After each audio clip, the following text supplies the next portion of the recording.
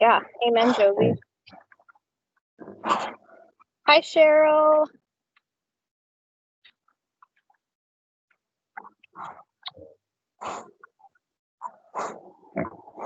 Oh, this is Sparrow. Good baby.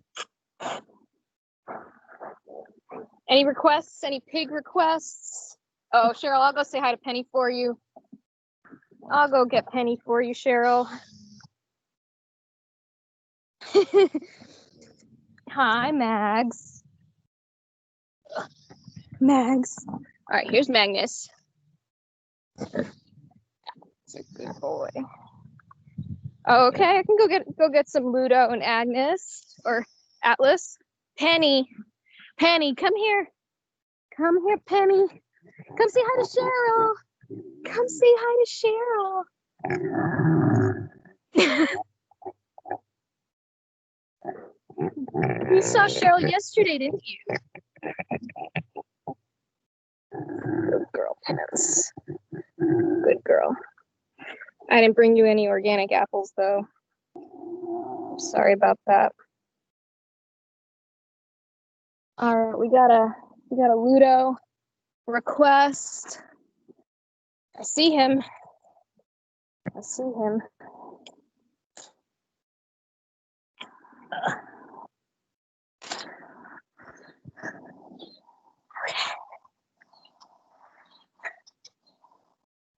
All right. Ludo is here doing what Ludo does best. Oh, hello. Oh, the rain makes it not fun out here. Hi, Ludo. Good boy. Hi, bud.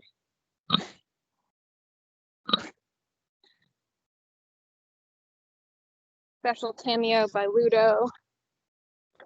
That's a good boy. I don't know if I'm gonna make it all the way over there, Rochelle. I'm gonna have to run. Hi, Danny. Here's Danny. Hi, Atlas. You look so good with your tusk trim. Look at how good you look.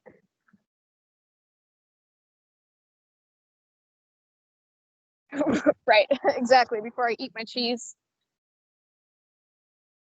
Let's go get some Zoe. Zoe, say hi. Say hi, baby. Oh my goodness, good girl. This is Zoe. She's our awesome girl who came from animal testing, medical testing. And the other ones that you just saw, Ludo and Atlas, they are Coonies, and they came from the Bastrop breeding cruelty situation from 2016. Here's little Henry with his adopted mama, Kaylee. Henry thinks he's a Coonie. Oh, hey, Aaron, there's Dr. Sandell. He came out and he did some tests with Zoe. He did some games with her to show how smart she was. She's coming back to say hi. Good girl, Zoe. Right? I know, Henry's so small and he totally thinks he's a Coonie now. It's okay, Henry. Hi, Toby. Hi, Eleanor. Hi, Eleanor. All right, let's see. Go over, see everybody getting ready for bed over here.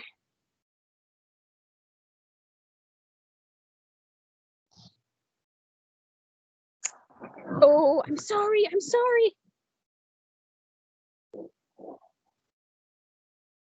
Okay, we're disturbing everybody who's getting all ready for bed. This is our babe barn. Tammy, I don't know if you're, oh wow, you fit in that one. Tammy, I don't know if you're on yet.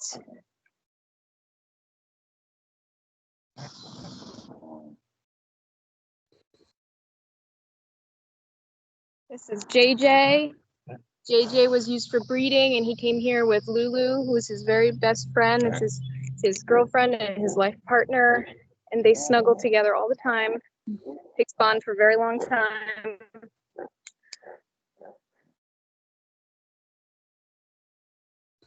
Zoe's coming back over because she cannot resist the camera.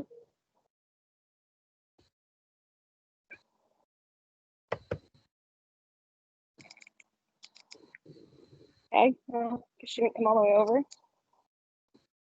All right, let's see. I'm gonna go get some Emmy Lou for Rochelle.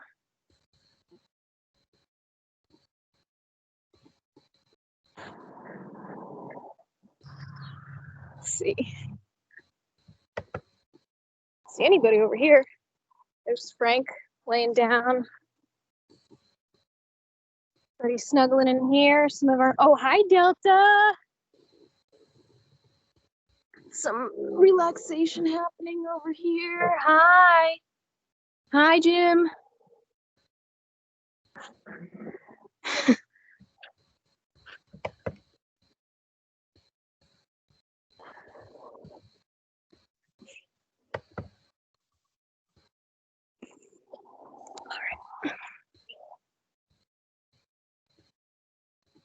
Let's go see Molly. Molly. Come here, Raymond. Hi, Moss.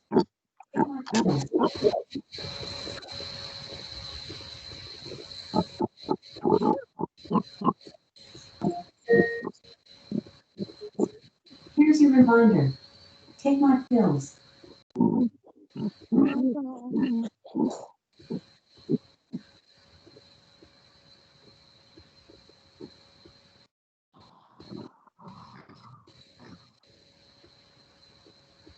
Come on, George. Tracy? Hi, Mom.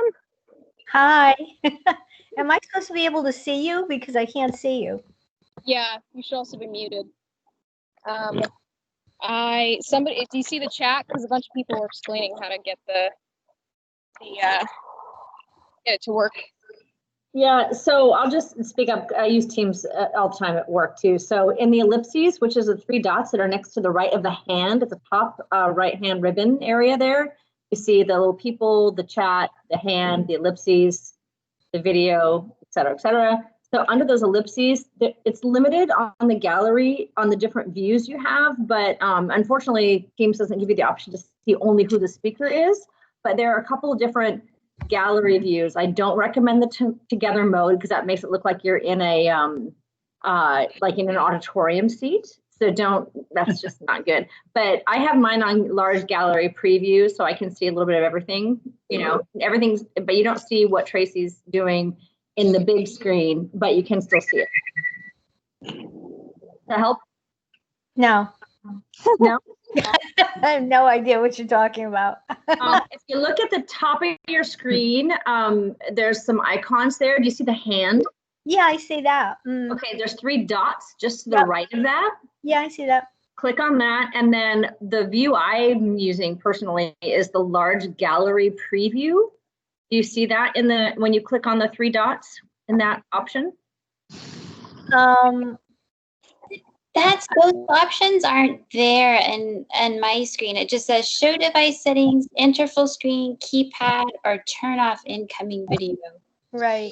Okay, so there might be some limitations on whatever you have installed. So I don't know. Okay, sorry. I can only tell you what I can see from mine. So I'm not sure what the difference is and what you have installed from Teams on yours. My bad. Oh, that's okay. Thanks anyways. If you're running just with the browser one, there's none of that updated, so you can't change their view settings.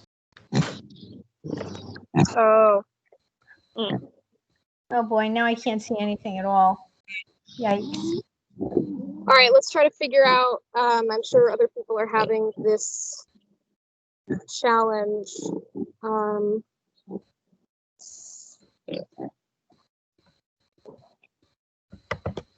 Oh, I clicked something and now I don't see anything.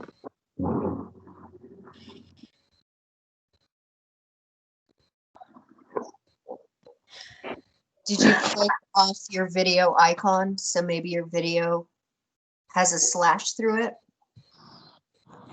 Oh, I see somebody now. It does have a slash through the like little movie icon. Yes, if you unclick that, we'll see you.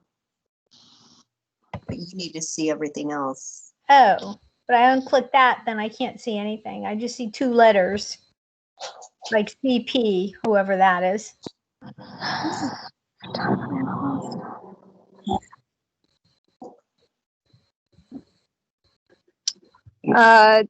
Dan, are you able to hear this? Are you able to jump in with any? Agnes, that was very rude. I saw that.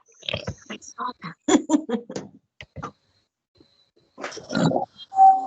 Yeah, I'm here. Well, why don't you head back over and I'll set it up so that Okay. Maybe if everybody could. Michelle can be good. So if everybody wants to mute, we'll get it started. We still got a bunch of people coming in, so I'm going to give it a couple more minutes here. Well, then we'll hang out to Annalise a little bit more. Everybody's watching.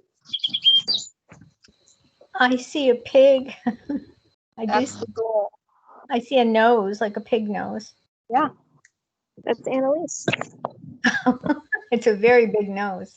Yeah, beautiful nose. Beautiful.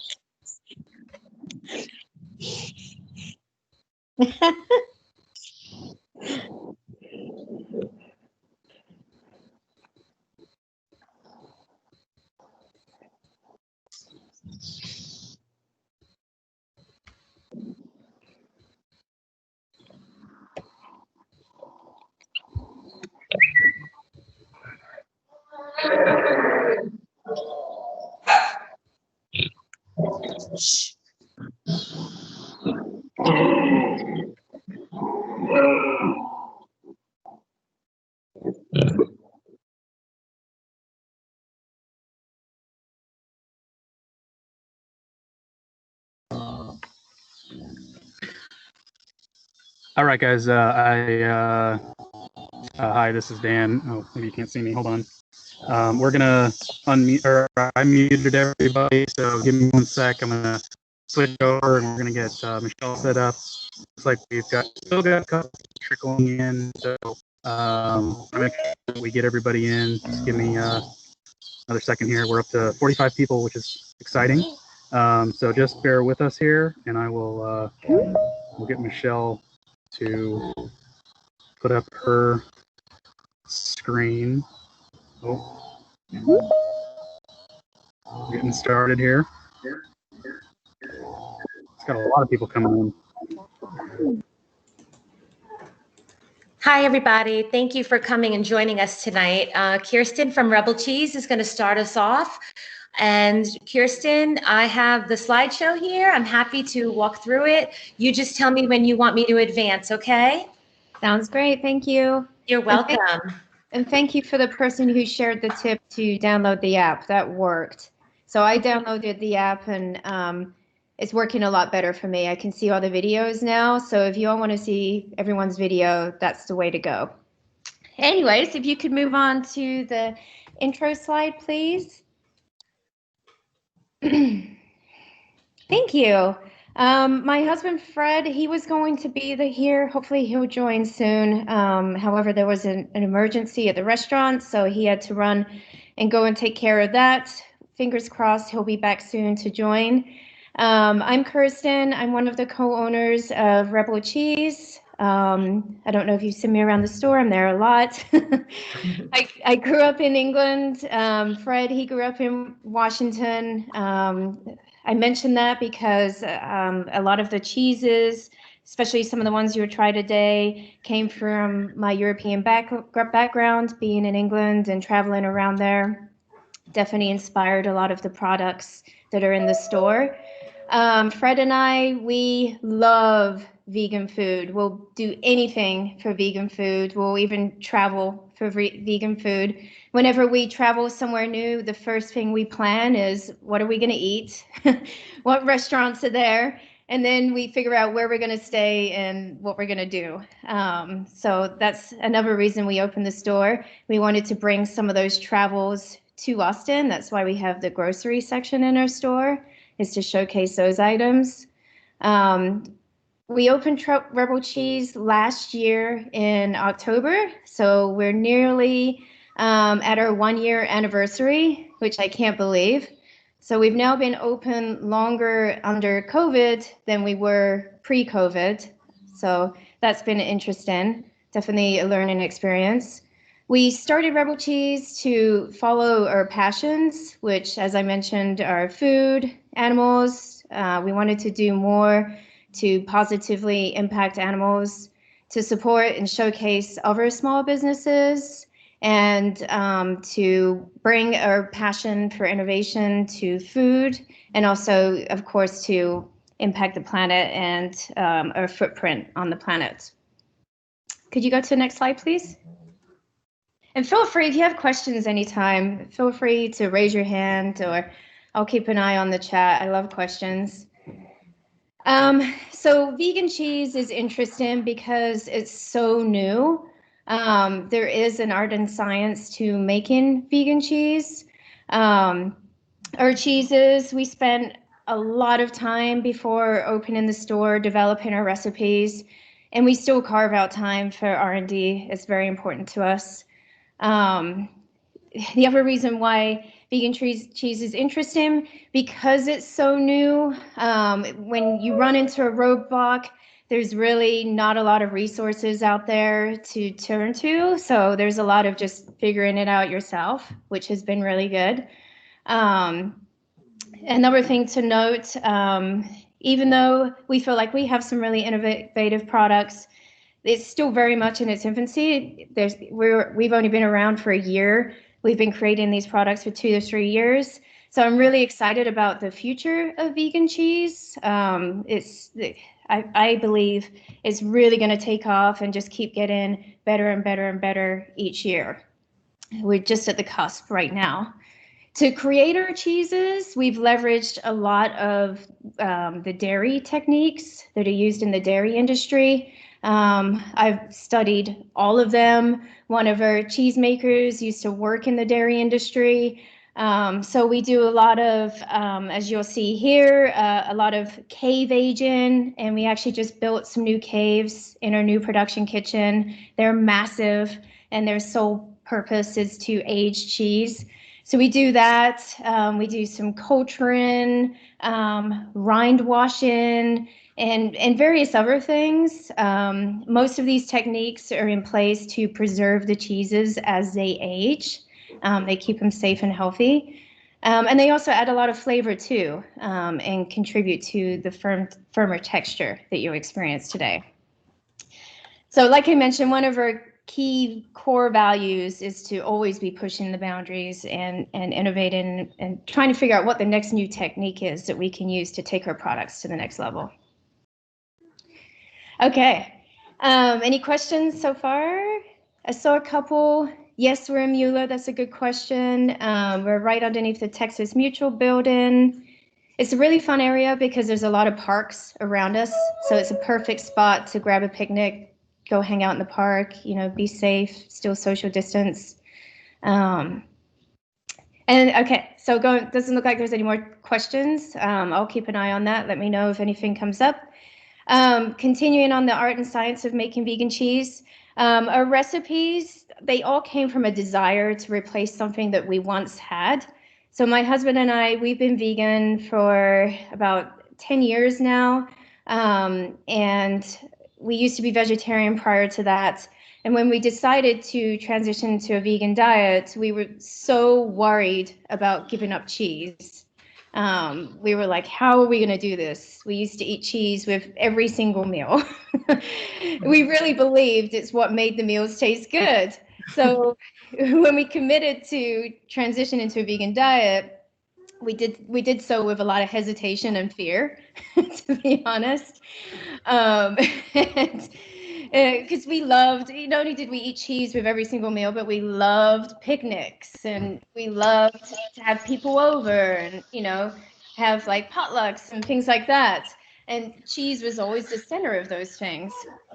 So we were petrified, and we started experimenting at home and realized there was hope. We were really surprised. We were blown away at what cashews could do. So we started experimenting, and we were like, wow, this is really good. I wonder if we can, recreate that farmer's cheese that we used to have. And I wonder if we can recreate a brie and a chèvre and so on. So, sorry about my dog. I'm gonna have to give him a treat.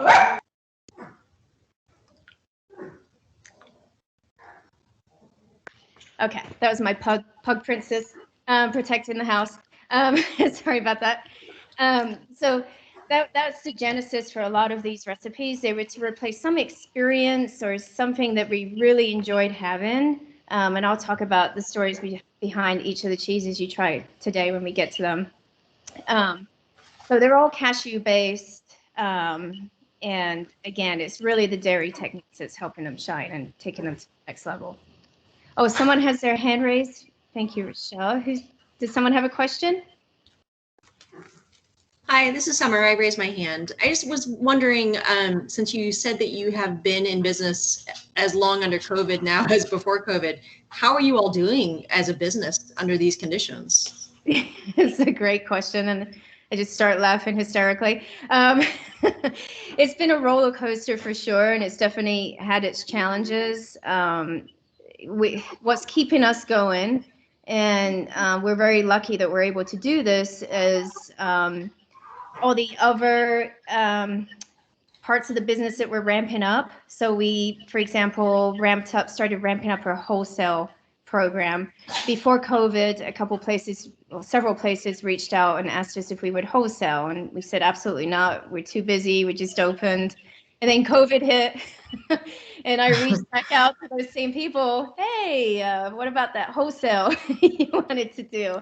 So that's helped a ton. We've been partnering with Rabbit Foods and Mashup Market, Never Grocery Store, and they've been lifelines, helping us. They've been helping. So I can ask questions. They've been helping keep, supplement the restaurant income. So when there are slower days, which there are, we at least have that to keep us going and keep the doors open. But that's a great question. So really, it's just ramping up those other parts of the business that's helped, and virtual cheese tastings, doing those helped a lot.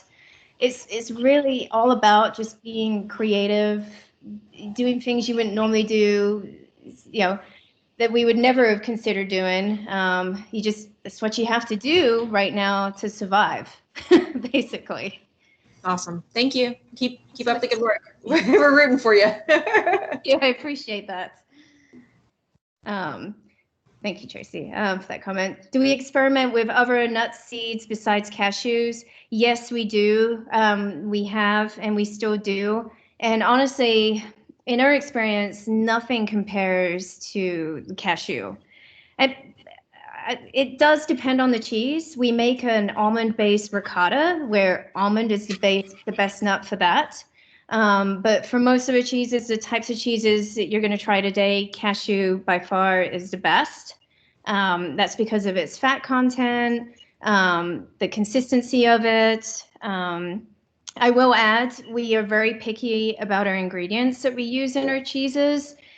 We source the best cashews that we can find. They're organic, non-GMO. They ship them cold, which is very rare for nuts, so they stay as fresh as possible. So that's another factor too. Sourcing the best ingredients is also really important. It's not just the type of ingredient, but also the quality. So nearly all of the ingredients in the cheeses are organic. Our miso is organic, our coconut oil is organic. So nearly all of them, not everything, but most. Great questions. Thank you. I love questions. As I mentioned earlier, we actually dedicate a percentage of our time. So we have time carved out in our production schedule every single week for R&D. We're always trying new cheeses, new ingredients, new techniques to see, what happens. what will this new technique do to our brie? Even the recipes that we've signed off on that we think are perfect, we still experiment with them to see if there's another level they can go, even though we think they're perfect, because we're big believers in innovation. We also work with a team of food scientists to get their feedback on techniques and our safety plan and things like that. So it really is a team. We have the food scientists, we have someone helping us with packaging to help extend the shelf life on our cheeses.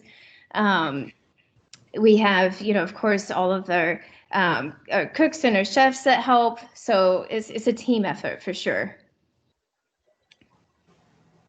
Okay, next slide, please.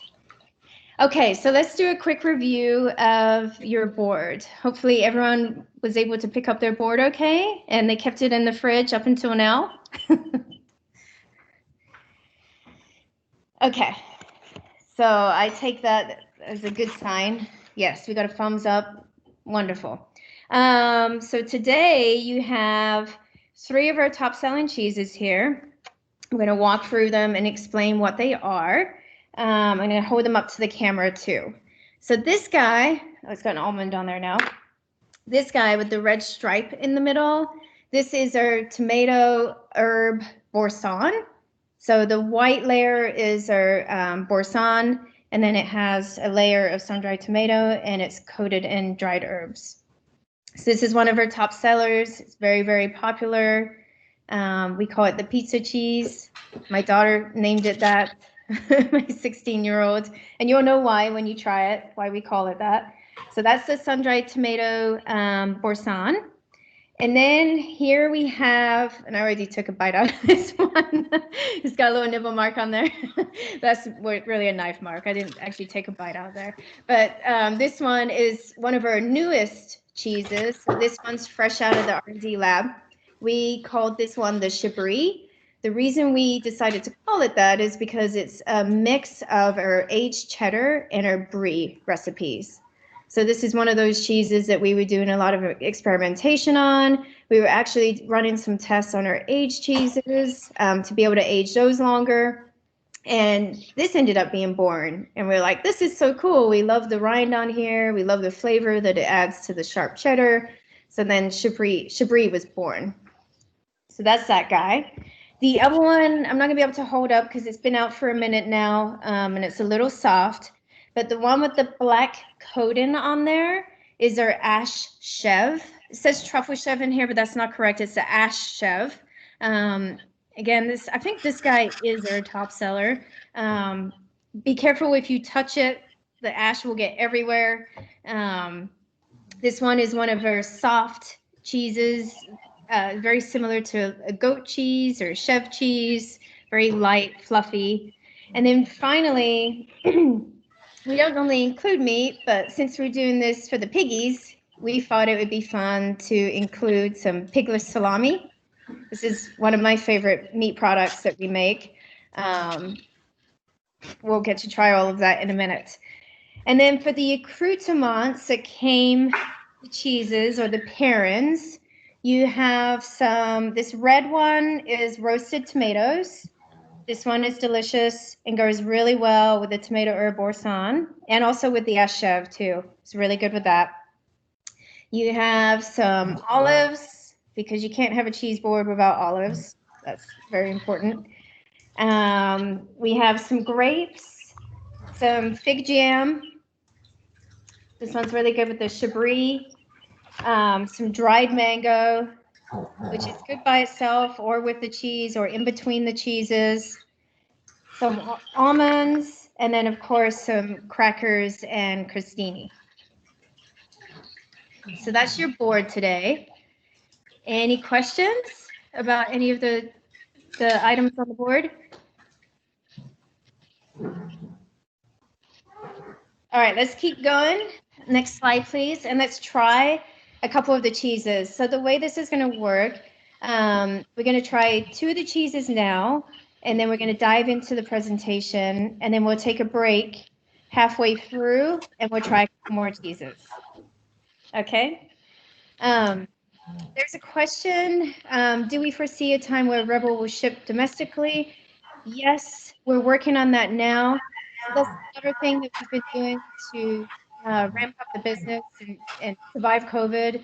We're basically working on a cheese club, a monthly cheese club. So we just moved into a new production kitchen. We needed to do that first so that we could scale.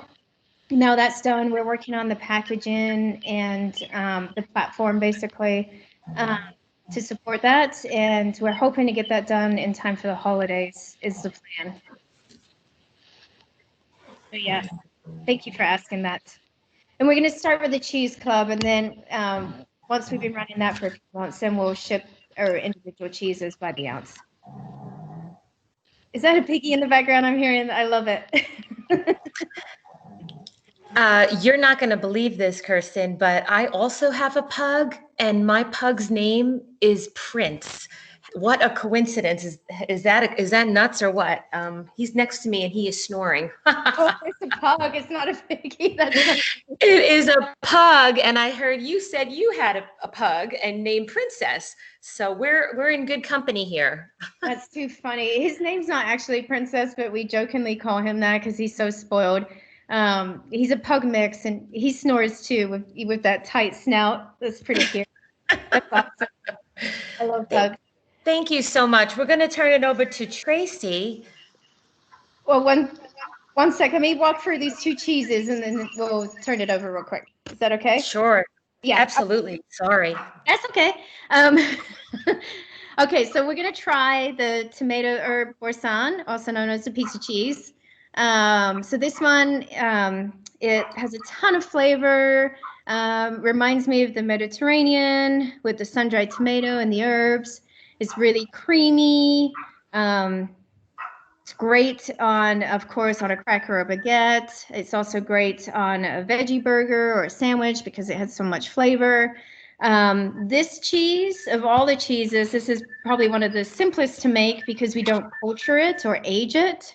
So the tanginess in this cheese actually comes from the fresh lemon juice and not from the culturing process like our other cheeses. This one, like I mentioned before, in terms of the pairings that you received today, this one is really good with those roasted tomatoes. You can't go wrong with that. It's also really good with the salami. I really, honestly, I like anything with this salami. It's so good. So if you don't like to try it, you don't have to. You can nibble on it on the way through. But if you'd like to try it and share your thoughts, that would be great. Or any questions that you may have about this cheese. So for this line, this boursin, we have various flavors. We also do a garlic herb version of this, which is very much like a fresh farmer's cheese. It's got fresh herbs in there, fresh roasted garlic. And the third flavor that we carry is a lemon pepper dill. So it's got fresh cracked pepper, fresh dill, very herby, a little bit of spice from the pepper. So that's this guy. There's a question around how long does this last in the fridge? Because this is one of our, what we call fresh cheeses, this one will last 2 weeks. As I mentioned, we've been working on packaging to extend that shelf life. We're very hopeful about that. But for now, as is 2 weeks. Yes. Sounds like people are enjoying it. That's good. Any other thoughts or questions on this one?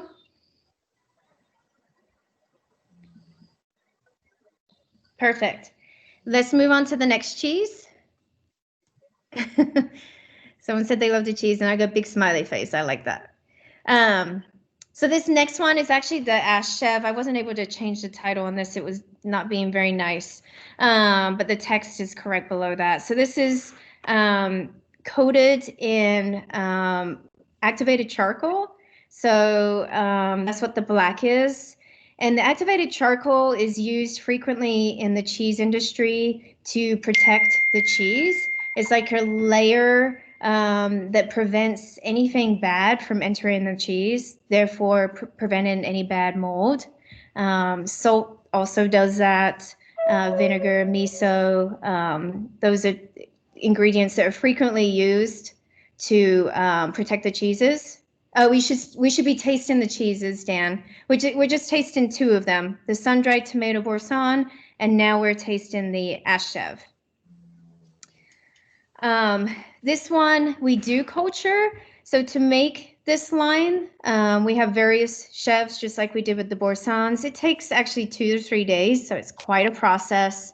It takes a day to culture, and then it takes another day to form it into its shape, and then the 3rd day we coat it in whatever it is we're coating it in. So sometimes that's truffle, the ash, and then we do other things too, like smoked paprika and other yummy flavors. Another interesting thing about the activated charcoal, it actually has a bunch of health benefits associated with it. It's really good for digestion. It's good for your skin. There's toothpaste that are made out of activated charcoal. It's amazing how many benefits there are to this one ingredient. It's basically like a superfood. We coated in this because of the protective layer, but also because of the appearance. It looks very dramatic, especially when you slice through it and the ash goes through the cheese. You get like those black veins going through there, which is so cool. We also use this ash in our brie too. We make a black ash brie, which is really fun. So the tasting notes for this one, it's very decadent, creamy, buttery, light. For me, this like checks all the boxes when I'm looking for like a cheese to treat myself to, like for like a cheese board or something like that. I've added this cheese to pasta dishes too, and it's just so good. Like if you want to add richness to a dish, this is the cheese to add that. This is the cheese to add, and it will do that.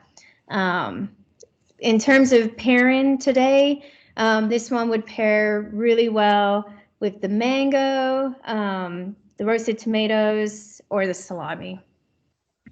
It's also really good by itself. So did everyone get a chance to try? What are your thoughts? Thoughts, questions? So yummy with the jam. Yeah, it's good with the jam too, actually. I forgot about the fig jam hanging out over here.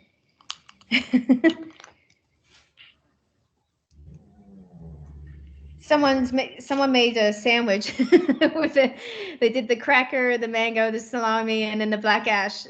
I like that. That's a great idea. Toby did that. Yes, it does have a lot of depth. Someone just said it's great depth of flavor. That's definitely what we were going for with this guy.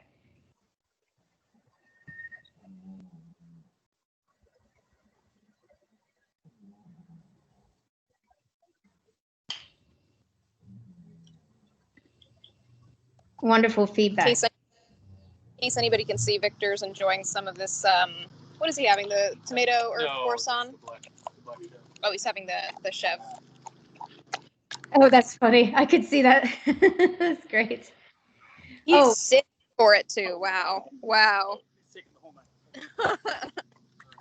Here's the mango. It's just a dried mango, organic mango. Someone, Dana asked, how do they melt in dishes? They actually melt really, really well. Anything you'd add cream cheese to, or like a creamy cheese, you could add this chef to, and it acts the same way and adds the same flavors, similar flavors.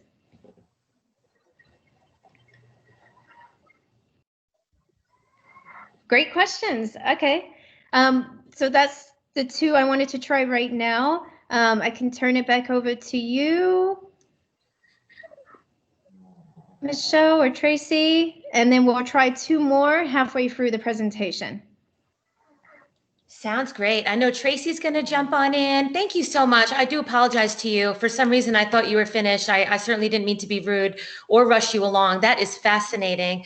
And congratulations on 1 year being open, especially during a pandemic.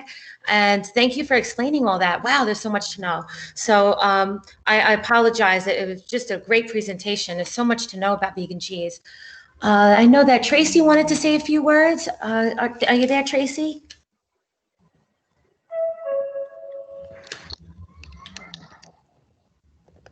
Hey everybody, I just want to say a quick thank you. And I know that it's probably been a little bit chaotic, and so we just super duper appreciate all of your patience. We appreciate all of you guys being here.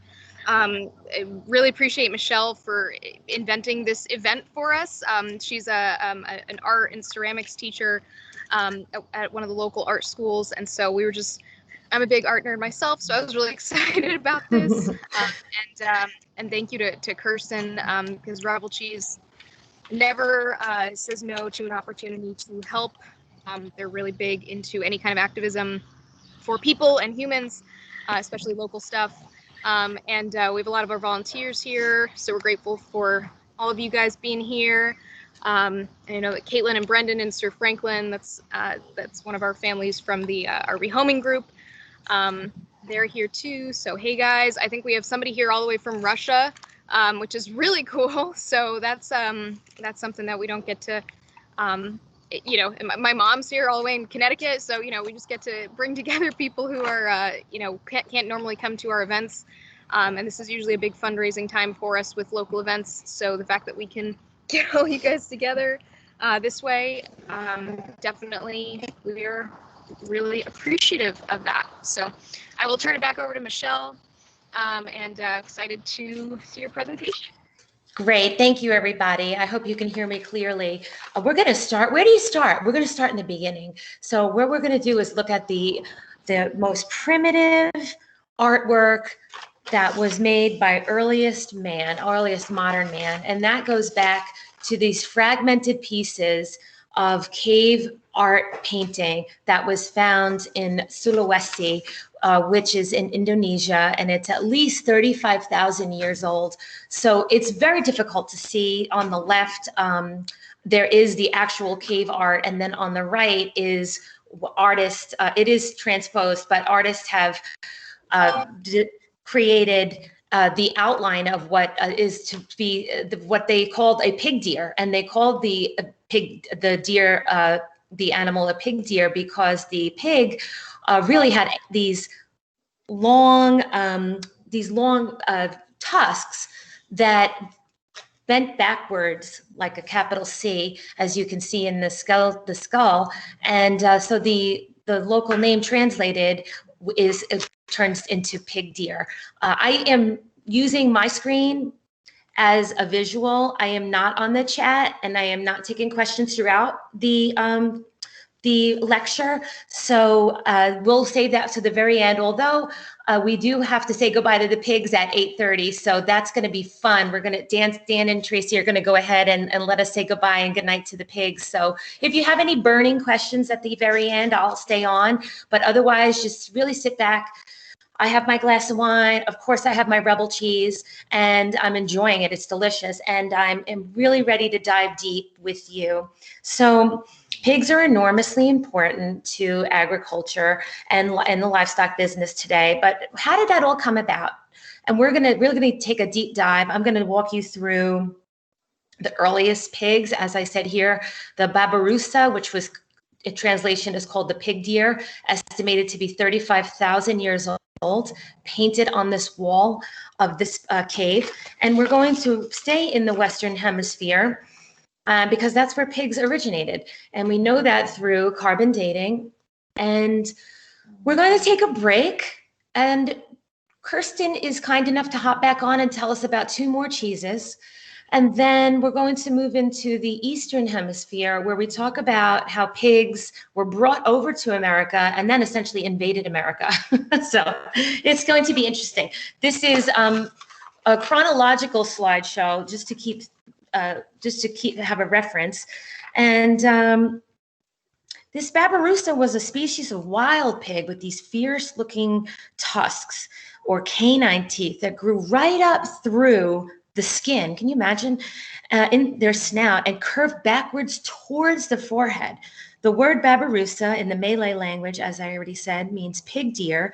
And these 2 tusks grow out of every adult babirusa, regardless of the gender, out of their lower jaw. In fact, the males grow 2 more tusks right through the upper part of the snout. So it must be terribly uncomfortable. This is another very primitive piece of artwork dated 15,000 BCE is before Common Era. When I was a child, it was before Christ, BC. However, that has since changed. BCE is before Common Era, meaning the year 0. And this is in Altamira, Spain. Altamira is Spanish for high view. And the reason they call this that is because it is on a cliff, and the entrance is where like the foyer, you would imagine a foyer, that is where the humans would live, in this cave. Archaeologists found remnants of animal bones, ashes, fireplace, flint objects, knives, axes. This particular cave art was created by charcoal pigments, meaning stone, crushed stone, blood, some sinew from an animal was used as a primitive paintbrush, and humans created this artwork on the cave walls. Well, we really don't know why. We'll never know why. How could we ever know why? But I suppose what's really fascinating to me as both an animal rights activist and an artist is that what of all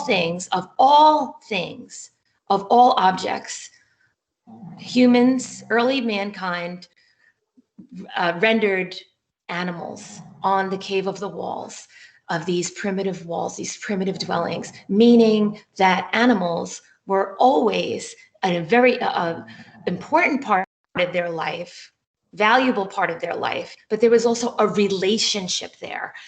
There are some handprints that are found in other caves throughout Europe, and the theory there is that people wanted to essentially become immortal. They wanted to have their story live on to the next generation, or their, in this case, a handprint. And that might be true. We'll never know. But I think it's fascinating that they are telling us a story. They are communicating to us from the past. And what they are communicating is perhaps the story of the hunt, or perhaps the story of a relationship. This is a time where wild boar dominated the world, and domestic pig hybridization was happening. So essentially there was a split about 1.2 million years ago. This particular cave was found by a hunter very recently, only about 150 years ago. And it's due to the pollution and the state of climate change, it has become so damaged that an exact replica was built like almost right down the street in the same town. And that was completed in 2001. So you can now visit this cave, this Paleolithic cave, and see the exact replica. I mentioned sinew, and I'm going to mention things with a very delicate, in a delicate manner, because I do know that, and I do appreciate all the animal rights activists that are on this lecture tonight. And I understand that there's a sensitivity there. So I purposely hand-picked every single slide with a delicate touch as to not trigger, upset, annoy any of the viewers tonight. So certainly if you look for it, there's a lot out there that would be upsetting to me and to you. However, the artwork that I chose is important to the cultures that they represent, and to the people that owned the artwork, created the artwork, but it certainly not meant to upset you. And certainly I'm here to explain what it meant to the people during those times. These are Neolithic pottery pieces, otherwise called fetish pieces. And what I mean by fetish is that it means it's a carved piece of stone. And these were good luck charms. These were little pieces that were meant as a remembrance from one generation to the next. These were unique custom carvings. Pigs have appeared in art, including pottery and sculpture, metalwork, engravings, oil paintings, watercolor, stained glass, from Neolithic times onwards. Some have functioned as amulets. Pig names are often used as epithets for negative human attributes. And so I bring this up now because you're going to see this as a common thread throughout the slideshow, particularly in postmodernism, AKA contemporary art, later in the slideshow when we talk about like artwork taking place now by living artists. So keep this in your mind. Pigs are used for negative human attributes such as especially greed and laziness, gluttony, uncleanliness. And these ascribed attributes have often led to like a critical comparison between pigs and humans. Pig is a slang term used for police officers or male chauvinists. The term was adopted originally by the women's liberation movement in the 1960s. When you say you have a pigsty or as fat as a pig, you eat like a pig, they all have negative connotations. And let's try to understand that pigs were a nuisance then, and unless they were foraging in the woodlands, which is where they really essentially belonged, I mean, all of Europe was a forest, but they would, when they were hungry and desperate, they would come out of the woodlands and they would be in the urban areas. So right now I'm talking about like mostly ancient and medieval times, the Dark Ages. And so what people saw was pigs eating garbage, eating feces, eating body parts to stay alive. So rather than view this as disgusting, like they did back then, in fact, some religions, in effort to ward off disease, rightly so, have mandates on not eating pork. But instead of viewing this as disgusting or repugnant, I'd like you to view this as like this tenacious sort of survival instinct that that pigs have. This is an ancient Egyptian piece of artwork on the left called a faience. It's a statuette of a sow and piglets in the late period. So this is actually more recent, okay? This is only 600 to 300 BC or BCE. It's now housed in the British Museum. And these Egyptians, they really abhorred the pig. And if a man was to touch a pig in passing, he stepped in the Nile River with all his clothes on to wash off. Pig's milk was believed to have caused leprosy.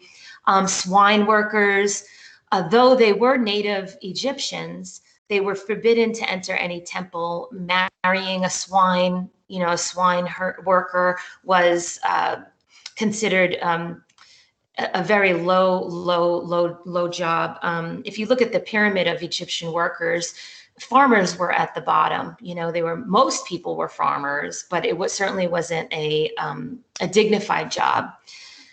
Faience is earthenware, so it's different than a fetish because it is actually, it's created. It's like ceramic.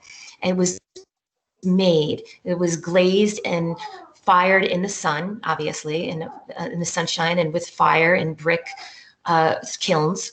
And it was decorated with an opaque glaze created with copper and pigment and silica. And the blue is symbolic. It symbolizes the Nile River, which is really the source of life, the water, Nile River, the fertility and the birth. So this might have been used as a fertility, like an amulet, like a fertility, almost like a god that you would pray to and blessing fertility, which is very important in their close-knit, insulated society. Because the sow is displaying maternal instinct, right? So look at the way it's hunched. I want you to look at the left and then look at the right. So on the right, what this is it's the figure the figure that is blue is representing Nut, N-U-T, which is a goddess, and she also represented the constellations, and essentially looking over or being a motherly figure to all of their orderly society. So you're seeing that she's blue and she's in a hunched semicircle, and underneath her, she's providing life, just like the sow is on the left. pigs at this time reproduced rapidly, and although so keep this in mind, they really didn't serve any utilitarian purpose, right? They're not load bearing. They're not beasts of burden. They were inexpensive to care for. So if farmers could control disease, then they had a lot of pigs on their hands. So what happened was, in ancient Egypt, pigs appeared in, this is called a bas relief. The word that I'm saying is BAS. That means a low relief. And so what happened is that once a year, these pigs that I told you that reproduced very rapidly, they were sacrificed to the moon and to the god Osiris. And the Egyptians would have a feast. But any other day of the year, they would never consider that. It's very strange. And what I think this is particularly interesting right here is he's actually not kissing his pig. I don't know why I wrote that, because I found out later, I know why I wrote that, but I found out later that what he's doing is actually very sweet. He's taking milk from a dog and he is putting it in a vessel, and this pig is perhaps maybe rejected from the mother, or perhaps unable to suckle, perhaps there's too many piglets. So what this farmer's doing is actually siphoning puppy or dog milk into the pig's mouth, trying in an effort to save the animal. So it's actually quite sweet, but I do apologize for the title being incorrect.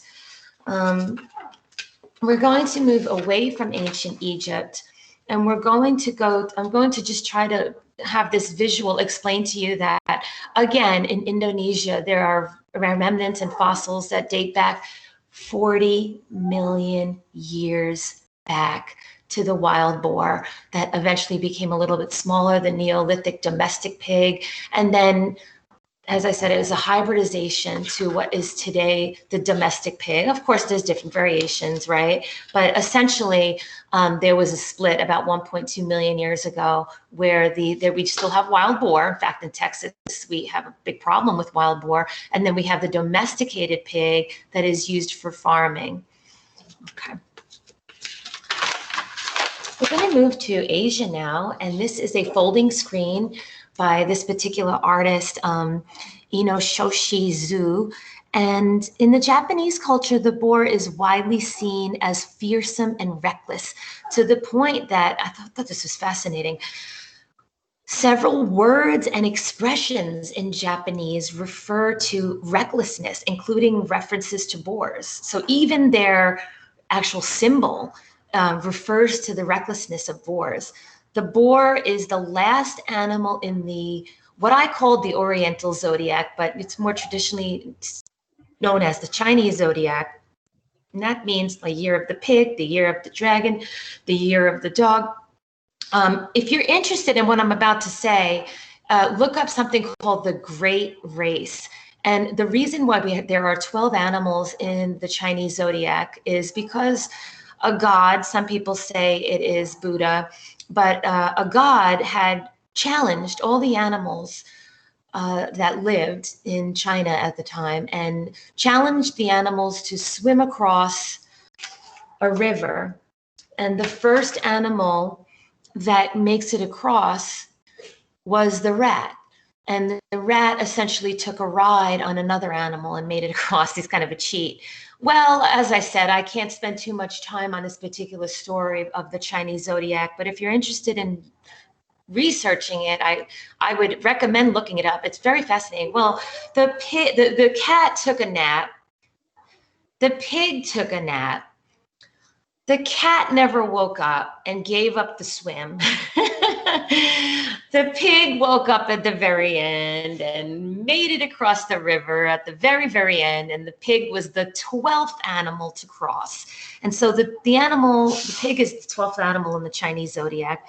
And people born in this year are said to embody the boar-like traits of determination and impetuosity and sort of tenacity and resilience. Among Japanese hunters, the boar's courage and defiance is a source of admiration, and it's not uncommon for hunters and mountain people to name their sons after the animal Inoshishi. Boars are also seen as symbols of fertility and prosperity. Here's a wild boar that's painted by the artist Hakusai. And Hakusai is probably more well known for his artwork on the right of the Great Wave of Mount Fuji. He was sort of obsessed with Mount Fuji. These are two boats that are being enveloped in a large wave, the Great Wave, perhaps a tsunami, and that is dwarfing Mount Fuji in the background. Hakusai wrote his name on every piece. However, he changed his name constantly. Like, he changed some of the parts of his name, and he was really essentially a printmaker. This is a print. This at left is a painting, but to the right, the Great Wave is actually a woodblock print.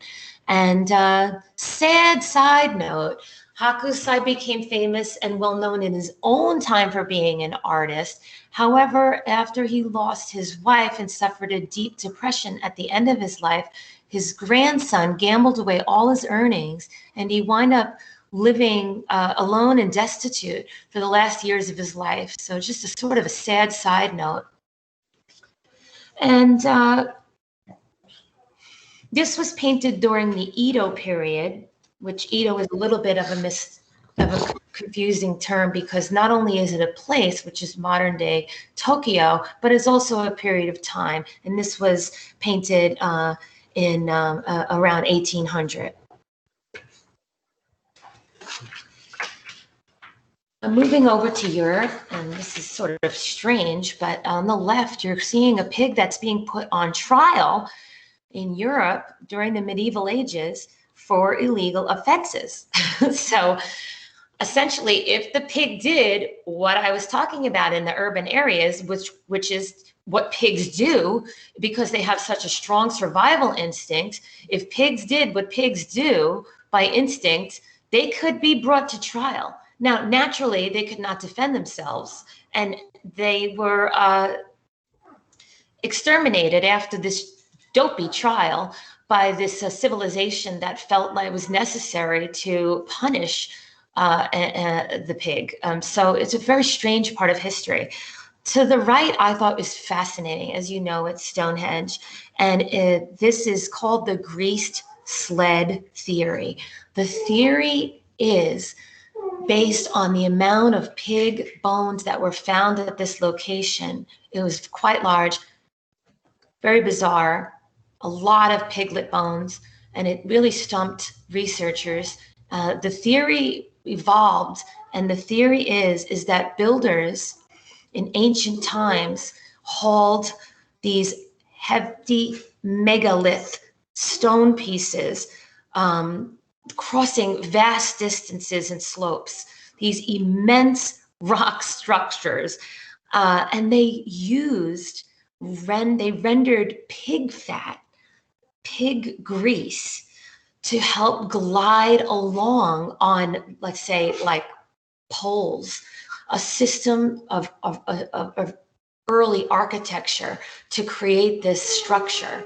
So it is a theory. I do find it fascinating, though. I really do. And of course, on another note, bringing pigs along was a source of food for the workers. So I think that makes sense. However, the amount of bones of piglets that they found didn't make sense. And you can come to your own conclusion about that. Here is another woodblock print by a very famous artist named Albrecht Dürer in 1497. It depicts a parable in the Bible, and the story is the prodigal son, a young man, claims his inheritance and squanders his fortune in taverns and brothels, winds up penniless amid the swine. He winds up living with the swine, so hungry that he eats at the pig slop. He eats what the pig eat. Upon returning home, he's almost home. Full of repentance, his father welcomes him with open arms. And the other part of the story is that he has a brother that's not so sure that that's the right move, but it's an interesting story. It's an interesting parable of forgiveness and family. Here's a piece of stained glass that I included, and it's a pig at the feet of Saint Anthony the Hermit. It's in France, and Saint Anthony is often depicted standing next to a pig, which he supposedly healed.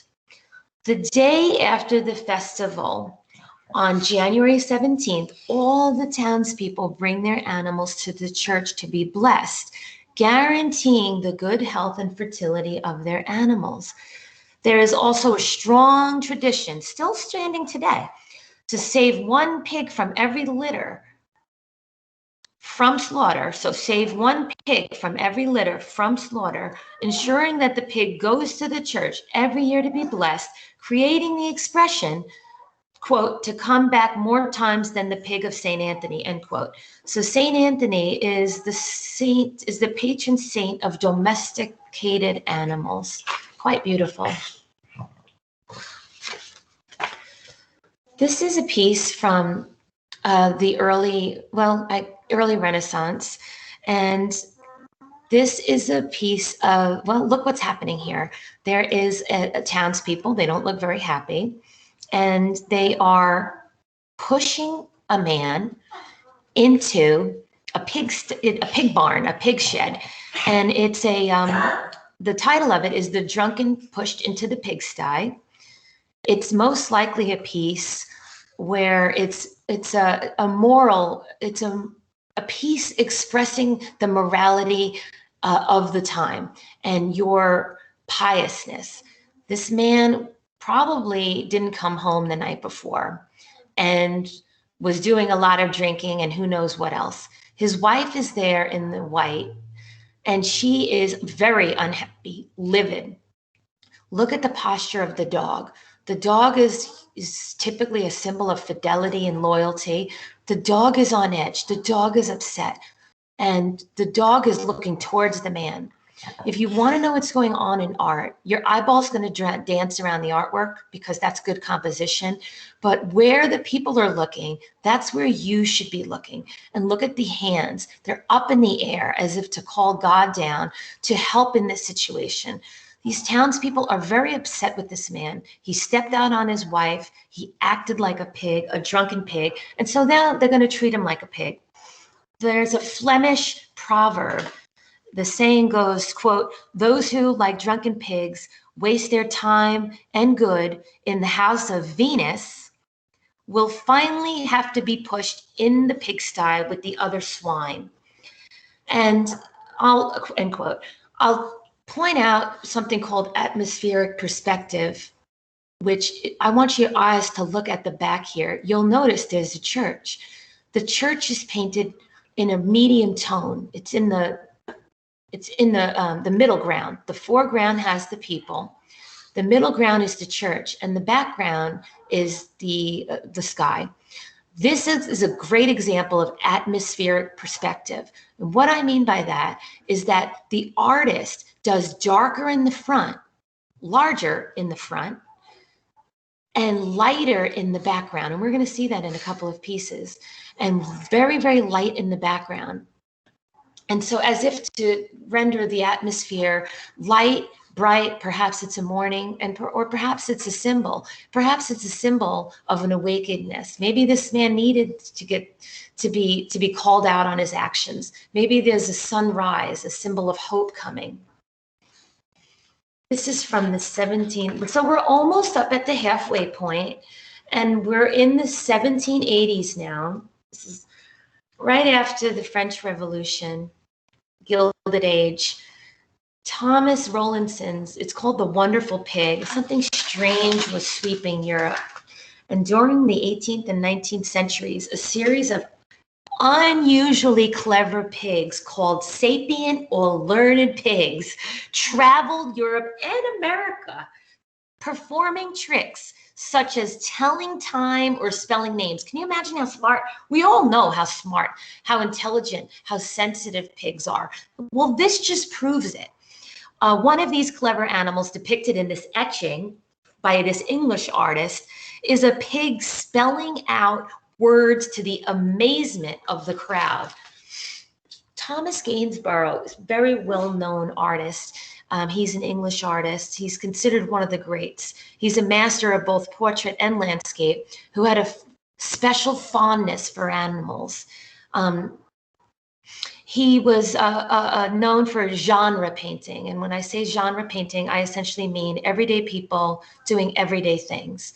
And so here, but just for my art lovers out there, he's also known as a royal painter. He was that good. However, most of his work that is considered a genre painting is pastoral. He did a lot of pastoral work, pastures,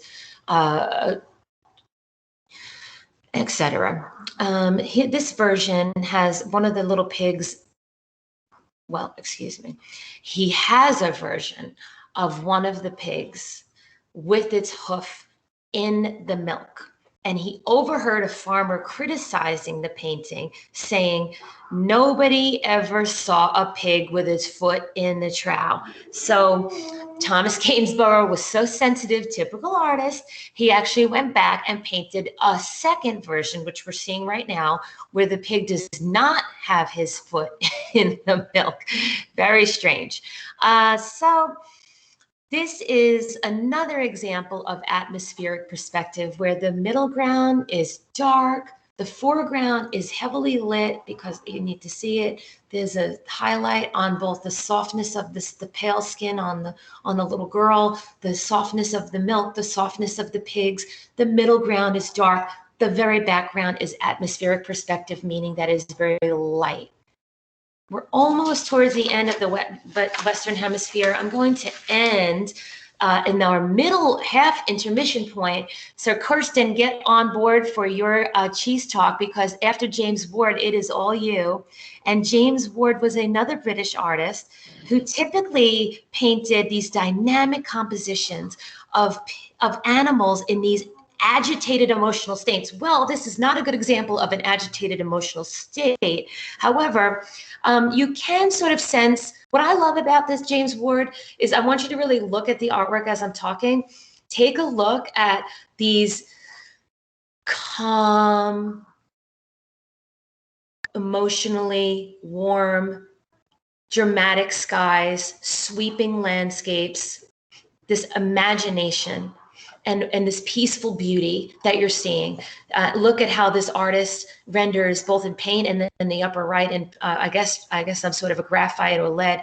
Look at how he renders pig texture, pig hair, pig skin, the light that touches the pig. I mean, these are just beautiful, beautiful paintings by James Ward. And again, the light in the back, atmospheric perspective, brightness coming in, clouds. I think that's just wonderful. Very, very beautiful and very, very realistic. I'm going to pass it on to Kirsten.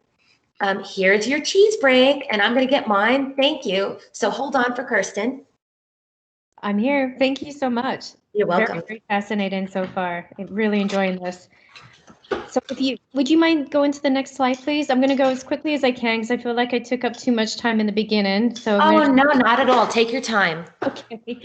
If you haven't tried this cheese yet, I saved this one for the end because this one does well when it sits out. The other ones, not so much. They're better to eat right out of the fridge.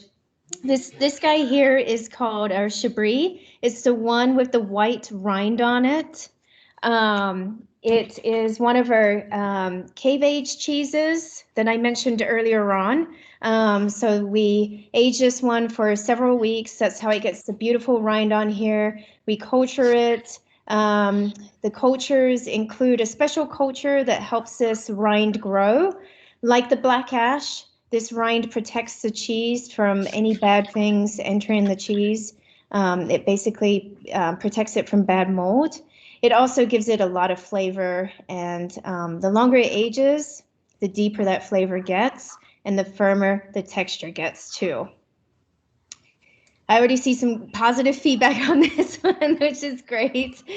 Like I also mentioned this earlier, this is a hybrid of our cheddar and our brie. So there's an aged cheddar that we make that we age for several months. We just started aging some of those guys. So the middle, the orange is based on our cheddar recipe, and then the white is based on our brie recipe. So give this one a try. In terms of tasting notes, this one has a very sharp flavor from the cheddar base. It's also very pungent with the rind. That adds a lot of mushroomy flavors, and then it's got some creaminess from the cashew cheese. This one pairs really well with the roasted tomatoes and also with the fig jam. Basically, any kind of fruit, anything sweet, this one's going to pair really well with. There's some funny comments here. Try, it's almost gone. I love that. So yeah, this is obviously really good with baguettes, like a big crusty baguette with some jam. Definitely a picnic cheese. And by the way, Fred is here now. So he made it back. Yay. So that's this one. This is our third and final cheese for the cheese tasting today. Any other comments or questions before I move on to the next slide? Perfect. So we're going to end. I only have one piece of this left. I saved this one piece so I can hold it. This is our salami. It's house made. We have a dedicated meat maker that makes all of our meats. A lot of work goes into these guys. It's very time intensive. There's a ton of ingredients in here. That's why it's so flavorful. We have fresh shallots, fresh garlic, fennel, star anise, lots of different herbs, all kinds of stuff. And then, as you can see, it's got that beautiful marbling. That's all done by hand. We felt that it was really important because, you know, we do eat with our eyes first. That's really key, especially with vegan food. So this one is hand marbled, hand kneaded, hand rolled. Like a lot of effort goes into this, and that's why it's so flavorful. It's so delicious. This, of course, is really good on pizza, any kind of cold pasta salad, cold sandwiches, and of course, perfect for charcuterie boards. We include this on our charcuterie boards that we sell in the restaurant. This one would pair really well with the chev, the ash chev. It's not truffle chev, and also with the roasted tomatoes again. Or the tomato boursin. So any kind of tomato. If you pair it with the tomato boursin, like I mentioned earlier, it's the pizza cheese. So it's almost like you're having pizza. Put it on some bread, tomato boursin, and then a little bit of the salami. You basically got mini pizza. Also pairs wonderfully with the Pinot Noir. Yeah. So, oh, thank you. Someone said they're not vegan, and this is good for being vegan cheese. That's music to my ears. Toby. And then Anthony asked, when will the aged cheddars be available? They should be available, what, 3 months, 3-4 months? Yeah. We're getting a new packager right now, so we're going to start aging our cheeses for like 6 months. Once we put the cheese in the package, it creates the calcium lactate around the outside, and that's what's going to give us the hard aging. So it's going to be a while. Really, the aged cheeses really test my patience. So that's it. That's the tasting check-in. Any Awesome. questions, comments, thoughts before we move back to the presentation? Wonderful. Thank you so much. Oh, absolutely. I'm so impressed by you. What a fantastic cheese spread that you've presented tonight. Really just delicious. So thank you so much. We're going to move on to the New World. This is a boat not very similar and not so different from the boat that Christopher Columbus sailed over the second time to Cuba. And on this second voyage, he brought along 8 pigs And these hardy animals could survive over long passages at sea. Again, they really ate anything. They settled well in new places. Mariners introduced pigs to faraway lands and would leave them there so that they would reproduce, and future marooned sailors could use them for their purposes. These pigs often damage new environments. Some of the islands that previously did not have mammals. Can you imagine? One of the islands, the Galapagos. So pigs ate just about everything they could, like eggs of birds and reptiles. So it did a lot of damage in the same vein of survival. So it's interesting because some fishermen, some seamen wouldn't dare bring a pig on board. In fact, they believed that saying the word brought them bad luck at sea. Pork wasn't allowed on some of their boats. This is mostly the Scottish and Irish myth, but they believed, or superstition, they believed that animals, it mentioned at sea, instead of calling them a pig, they would call them curly tails. But interestingly enough, there is a lot of mariner language that does have of origin to the pig, like the ones that I put here. So pretty interesting side note. This is the island of Manhattan, and this is New York City, the tip of New York City. You might have heard of Wall Street. Well, this is a section of the Wall Street Palisade in their futile attempt to create a pig-proof, I'm sure Dan and Tracy know about this, an effort to create a pig-proof fence. They actually put all pigs to the north of this area and created a wall, and it's now called Wall Street. So it's pretty fascinating how even in Manhattan, there were pigs, there were farms. Paul Gauguin is an artist that began as a stockbroker. He's a French artist, and he was a stockbroker when he was a young man, and eventually got married and had about, I think, 5 children. Paul Gauguin was a coward and walked away from his marriage and his children, saying, quote, "I can't do this anymore." And in about the 1885, he decided that he wanted to pursue his profession as an artist. With his friendship with Theo Van Gogh, which is Vincent Van Gogh's brother, he developed some art and was somewhat successful in selling some of his artwork through Theo Van Gogh, who was an art dealer. Well, Theo Van Gogh sort of paired Paul Gauguin with Vincent Van Gogh and said, listen, hey, my brother, he's going through a lot. He's mentally unstable. My brother Vincent can't afford his rent. Could you live with Van Gogh? So for about 2 months, Paul Gauguin lived with Vincent Van Gogh in the town of Arles, A-R-L-E-S, Arles, France. And wow, these men could not be more different. And so Paul Gauguin had a relationship with a woman, children. He had a passion for art, which is pretty much the only thing he shared in common with Van Gogh. He was very meticulous and clean. Well, Vincent Van Gogh was very emotional and unstable, couldn't maintain friendships and relationships. He was moody. He was messy. So it didn't last. Paul Gauguin said, I'm leaving. I searched for the exotic. I searched for greener pastures. And in my youth, I was a merchant marine, and I traveled to the Pacific islands, the islands of the Pacific. And I'd like to go back, and I'm going to save money to go to the French Polynesian Islands. And he went there. He eventually did go there in probably around 1888, and found out by a letter that Van Gogh had committed suicide. Well, that's a theory. We're not sure if Van Gogh committed suicide, but that's the letter that he got, was Van Gogh was dead. And he was in the Pacific, French Polynesian Islands.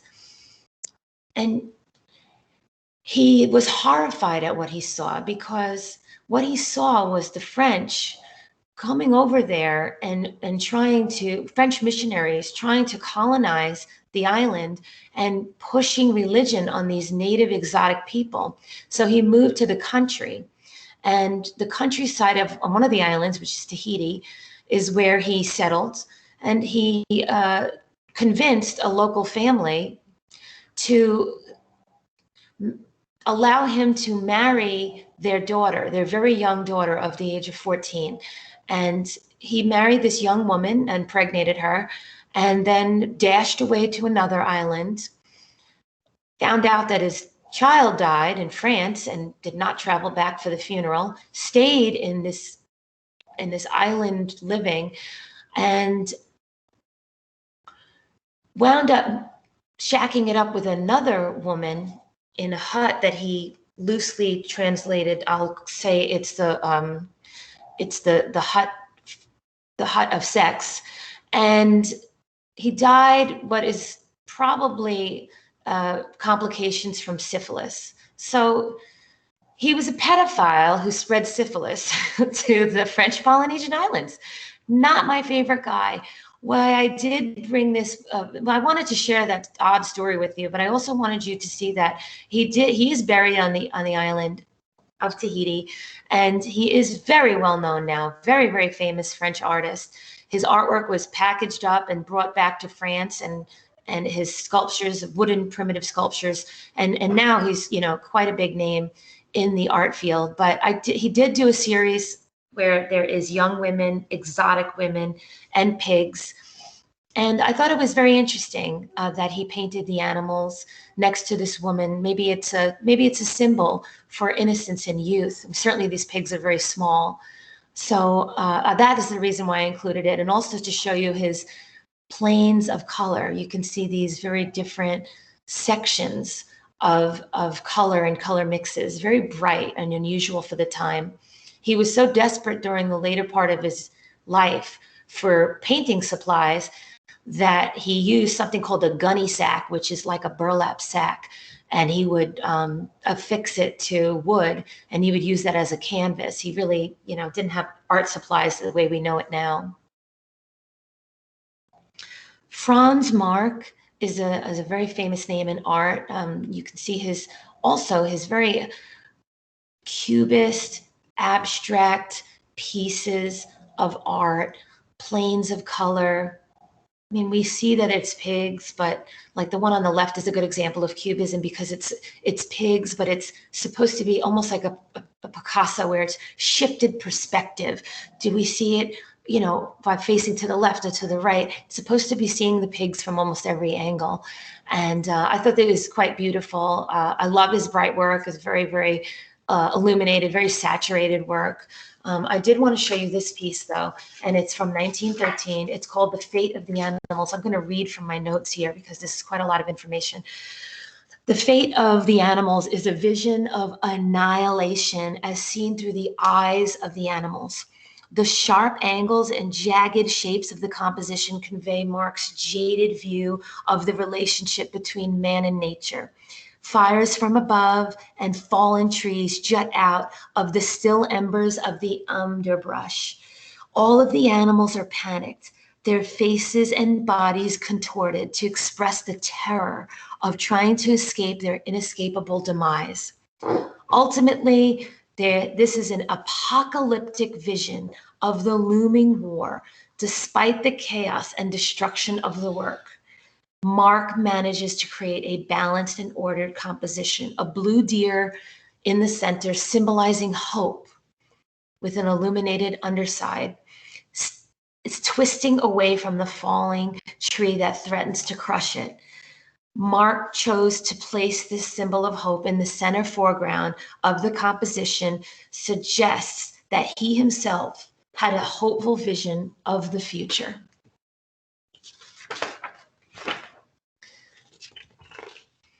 I'm going to skip ahead to living artists now. This is Romir. Well, this one, he's living. He's a Miami-based artist, and he is of Brazilian. He's a Brazilian national, and he's a very well-known pop art painter based in Miami, Florida. If you've been on a cruise, you might have seen his artwork. It's extremely popular on clothing and printed on mugs.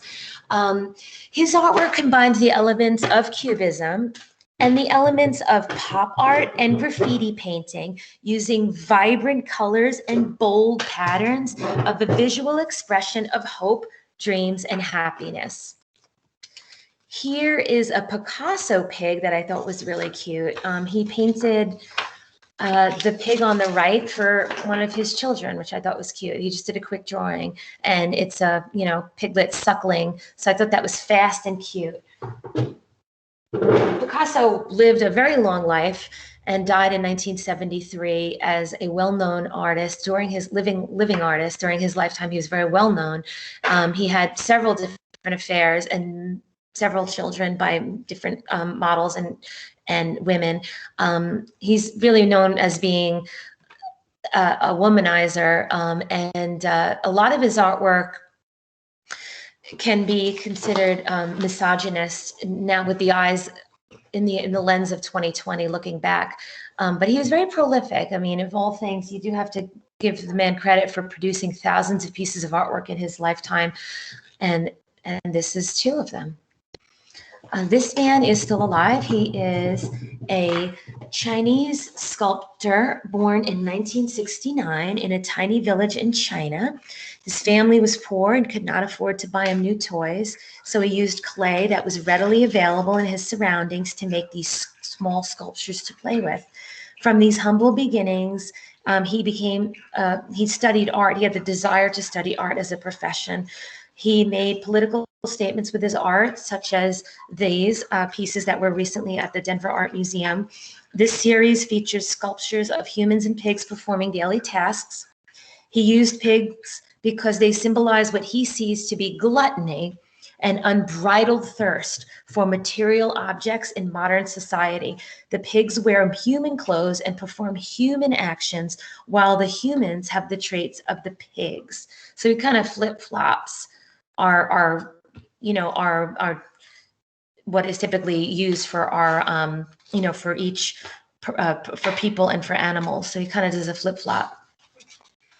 Now this one might be a little upsetting. However, it is extraordinarily popular. In fact, Damien Hirst holds the world's record-breaking.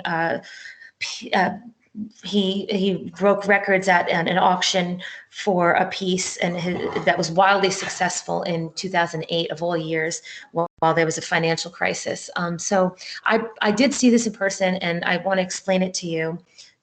Damien Hirst is a British artist, and he's most famous for preserving a shark in a tub of formaldehyde.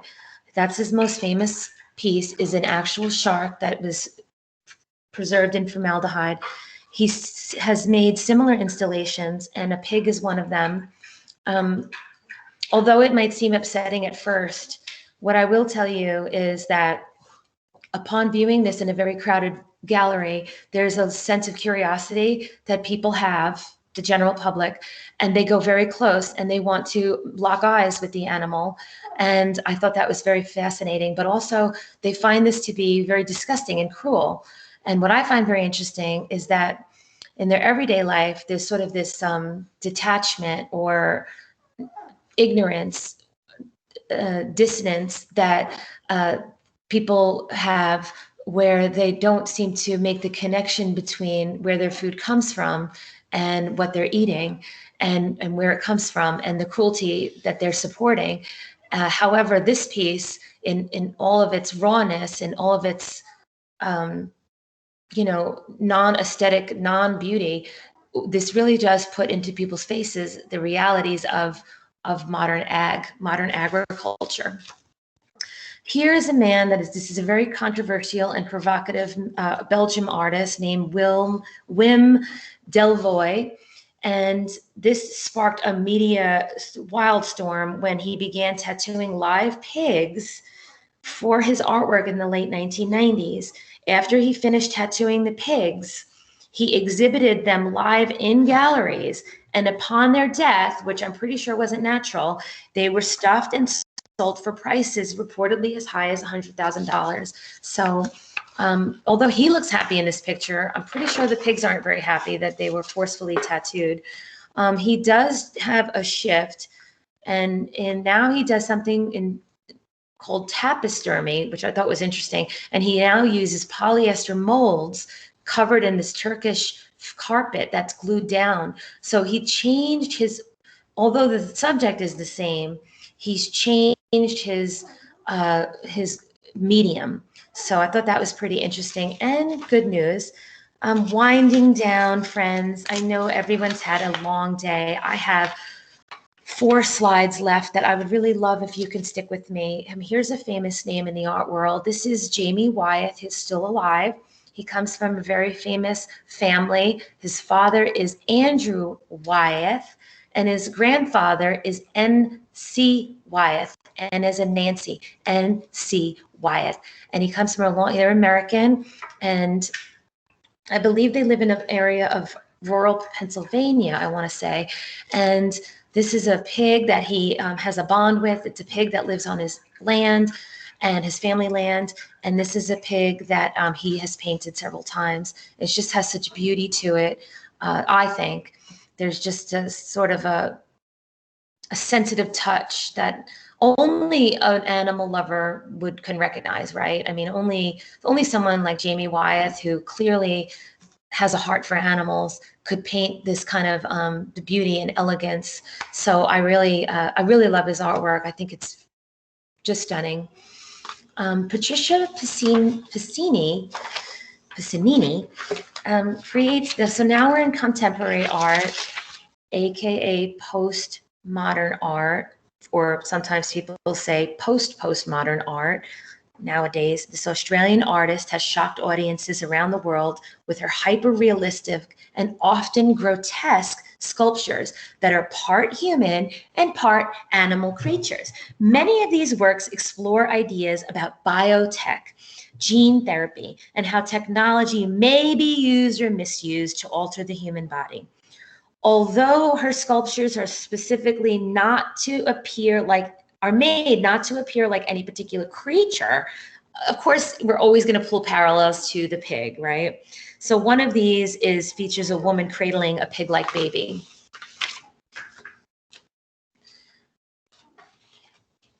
This is Paul McCarthy, not to be confused with Paul McCartney. Paul McCarthy is a living artist that mostly works on the West Coast, and he's very disturbing. I mean, these are not disturbing, really. I mean, but if you Google him, get ready to be disturbed. Very, very disturbing pieces, very, very provocative. He's worked with performance art and video and installation, which these both are, sculpture. And he really is criticizing American gluttony and overconsumption. On the West Coast, he installs these pieces in middle-class suburbia, middle to upper-class suburbia, often without the permission of the owners of the land. And he is really subverting cultural norms by parroting the excess of American culture. And I end with Paul McCartney, probably the more well-known, and a quote that he says and he believes in. He's a lifelong vegan. His daughter, Stella McCartney, is a fashion designer and refuses to use any animal products in her fashion. And he's quoted as saying, "When I see bacon, I see a pig. I see a little friend, and that's why I can't eat it. Simple as that." I'd like to thank the Central Texas Pig Rescue for allowing me this opportunity to combine my 2 passions. I am excited about the future of your new land, and I really hope that tonight, with the power of the audience, we can move ahead and reach our goal. I know you have a fundraising goal. I would like to thank Dan and Tracy and Kirsten and Julie and Shonda for all of their support, their open mind, for allowing me to do tonight's presentation. And I hope that you enjoyed tonight. And so thank you. Thank you, Michelle. Thank you, Kirsten. Thank you, everybody. Thank you so you. much for attending and for the amazing information. And I learned so much from both you guys, Michelle and Kirsten. And thank you guys for participating. Oh, we got a lot of comments. Thank you guys for making this happen for us. It was amazing. It was great. Love it. Stay tuned. We'll announce when there's more Rebel Cheese wholesale and or shipping. Just stay tuned on our social media. We'll let everybody know since there's a lot of interest around the world. Thank you guys. I think everybody's gone to bed, so I'm not sure anybody is here to, but I can, here, we'll just, anybody who's still here who wants to say good night. Oh, actually, I just want to say anybody who's on, you can check out this cool shirt, which we still have a fundraiser for. 5 more days. 5 more days. Be kind, from our friend Carlton and his friends. And this shirt is, the proceeds are going to go towards us. Thank you. We will share the link somehow. Yeah, I do. I haven't seen that one yet. I want to see that. So real quick, I'm just going to turn this around, and you can just end this call with a piggy pile. Oh, how cute. That really does end the night on a positive note. I love it. I love it. I won't be any closer. I don't want to bother them. Awesome. Well, thanks again, and I'm going to end the video, and have a great night, everybody. Thank you. Okay. Thank you. Thank you, guys. Okay. Good night. Thanks. Okay. Night.